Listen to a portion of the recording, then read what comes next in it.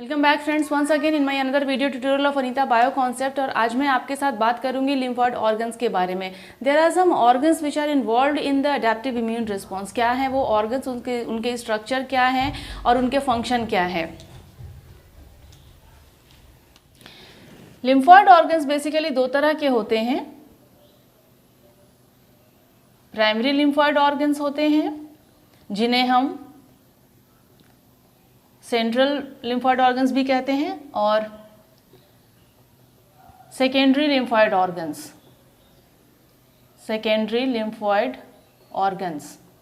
जिन्हें हम peripheral lymphoid organs भी कहते हैं।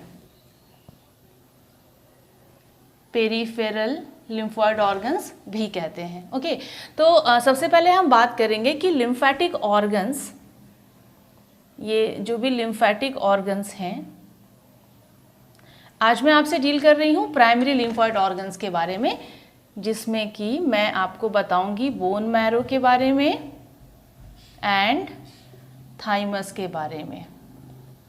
ओके, सो लिम्फेटिक ऑर्गन्स जो होते हैं, लिम्फेटिक ऑर्गन्स में दो तरह के जो लिम्फोसाइट्स होते हैं, B lymphocytes and T lymphocytes. ये दोनों तरह के लिम्फोसाइट्स का मैचुरेशन होता है,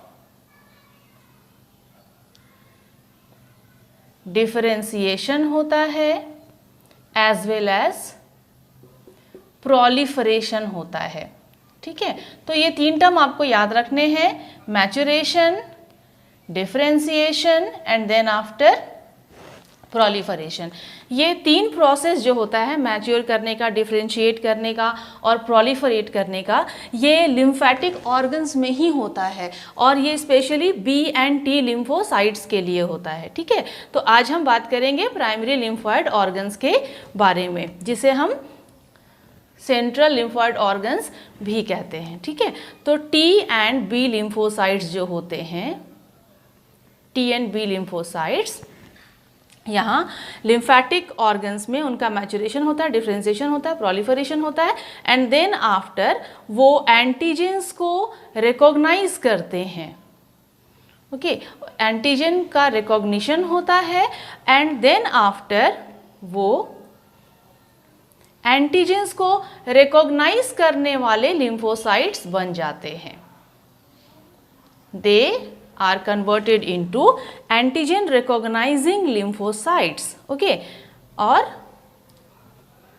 ये कहाँ पे आ जाते हैं? बोन मैरो में एंड थाइमस में। ठीक है, तो ज़्यादातर मैमल्स के केस में क्या होता है? ज़्यादातर अगर हम मैमल्स के केस में बात करते हैं, for example in case of humans, in case of mice अगर हम बात करते हैं, तो बोन मैरो जो कि प्राइमरी लिम्फोइड ऑर्गन है, बोन मैरो एक ऐसा साइट होता है ह्यूमंस में और माइस में। Bone marrow is the site where B cells are synthesised as well as matured.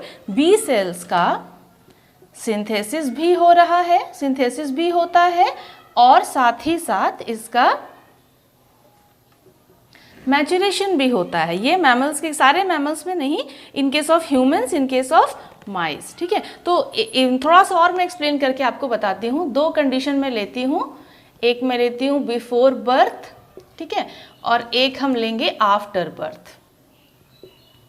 Right, so before birth हम देखेंगे कि बी सेल का मैचुरेशन कहाँ कहाँ हो रहा है? यॉर्क सैक में हो रहा है, फीटल बोन मैरो में हो रहा है, फीटल का जो बोन मैरो होता है फीटस का, उसके बाद उसके लिवर में। तो ये सारे साइट्स में बी सेल का मैचुरेशन हो रहा है। ठीक है, होता है बी सेल का मैचुरेशन। और आफ्टर बर्थ कहाँ कहाँ पे होता है? बी सेल्स का आफ्टर बर्थ क्या होता है कि जो भी मैच्योर बी सेल होते हैं, मैच्योर बी सेल्स, उनका जेनरेशन जो है, जो उनका जनरेशन होता है, ओके, बोन मैरो में। ये मैंने आपको जो बताया यहाँ पे, bone marrow, mature B cells का जनरेशन हो गया बोन मैरो में। तो जस्ट आफ्टर मैचुरेशन क्या होता है, जब वो मैच्योर कर जाते हैं तब वो जो सर्कुलेटरी ब्लड है, सर्कुलेटरी ब्लड के थ्रू वो कहाँ, वो जो मैच्योर्ड बी सेल्स हैं, जो मैचुरेशन जिनका हो गया है मैच्योर्ड बी सेल्स का, वो सर्कुलेटरी ब्लड के थ्रू, सर्कुलेटरी फ्लूइड के थ्रू वो कहाँ चले जाएंगे, वो सेकेंडरी लिम्फॉइड ऑर्गन्स में चले जाएंगे, सेकेंडरी लिम्फॉइड ऑर्गन्स में चले जाएंगे, ट्रांसपोर्टेशन हो जाएगा उनका, सेकेंडरी लिम्फॉइड ऑर्गन में चले जाएंगे। एंड वहाँ जाने के बाद क्या होता है, वहाँ जाने के बाद उनका एंटीजेंस के साथ इनकाउंटर होगा। After getting transported in the secondary lymphoid organs, वहाँ पे डिफरेंट एंटीजेंस के साथ उनका इनकाउंटर होगा, और इनकाउंटर होने के बाद क्या होगा कि वो अपना रिस्पॉन्स दिखाएंगे। Okay, they will show their response towards that antigen. उनको अपना जो भी रिस्पॉन्स दिखाना होगा, रिस्पॉन्स अपना शो ऑफ करना होता है, वो वहाँ जा कर के रिस्पॉन्स दिखाते हैं। ठीक है, तो ये मैंने सारे मैमल्स के केस में नहीं बताया, ह्यूमंस के केस में और माइस के केस में मैंने आपको बताया बोन मैरो। बर्ड्स के केस में क्या होता है, बर्ड्स के केस में जहाँ पे कि बी सेल का मैचुरेशन होता है, that site is known as bursa of Fabricius, जो कि मैमल्स में एब्सेंट होता है। तो ये साइट होता है बर्ड्स के केस में जहाँ पे कि बी सेल का मैचुरेशन होता है। ठीक है, तो यहाँ पे हो गया कि ये बोन मैरो जो है उसका क्या फंक्शन हो रहा है। यहाँ mature B cells, bone marrow में जो बी सेल्स मैच्योर्ड हो जाते हैं, मैचुरेशन होने के बाद वो सर्कुलेटरी फ्लूइड के थ्रू सेकेंडरी लिम्फॉइड ऑर्गन्स में चले जाते हैं, और वहाँ जाने के बाद फिर एंटीजेंस के साथ उनका इनकाउंटर होता है और वो अपना पर्टिकुलर रिस्पॉन्स दिखाते हैं। ठीक है, अब हम बात करेंगे जो दूसरा ऑर्गन है प्राइमरी लिम्फॉइड ऑर्गन। ये तो फर्स्ट था बोन मैरो जो कि प्राइमरी लिम्फॉइड ऑर्गन है। अब जो दूसरा है थाइमस, हम उसके बारे में बात करेंगे। ठीक है, तो ये जो थाइमस होता है ये actually just above the heart, हमारे हर्ट के जस्ट ऊपर ये सिचुएटेड होता है, और ये जो होता है वो फ्लैट बाइलोब्ड ऑर्गन होता है। 2 लोब इसमें होते हैं, बाइलोब्ड ऑर्गन ये होता है, और हार्ट के जस्ट एबव द हार्ट ये सिचुएटेड होता है। ठीक है, तो यहाँ पे हम देख रहे हैं कि जो भी प्रोजेनिटर सेल्स होते हैं बोन मैरो में, जो प्रोजेनिटर सेल्स होते हैं वो माइग्रेट कर जाते हैं, वो थाइमस ग्लैंड में, वो वहाँ पे मैच्योर नहीं होते हैं, वो थाइमस ग्लैंड में उनका माइग्रेशन हो जाता है। They migrate to the thymus gland, जहाँ उनका डिफरेंशिएशन होगा, थाइमस ग्लैंड के अंदर उनका डिफरेंशिएशन होगा, और डिफरेंशिएशन करने के बाद वो क्या बन जाते हैं, डिफरेंशिएशन करने के बाद वो टी सेल्स में कन्वर्ट हो जाते हैं, वो टी सेल्स बन जाते हैं। ठीक है, जिनको हम ओके ये टी सेल्स बन जाते हैं, not like that, T cells वो बन जाते हैं। और जब वो टी सेल्स बन जाते हैं थाइमस के अंदर, तो थाइमस का जो 2 पार्ट हम देखेंगे, इसके स्ट्रक्चर में 2 पार्ट होता है, जिसे हम कॉर्टेक्स कहते हैं और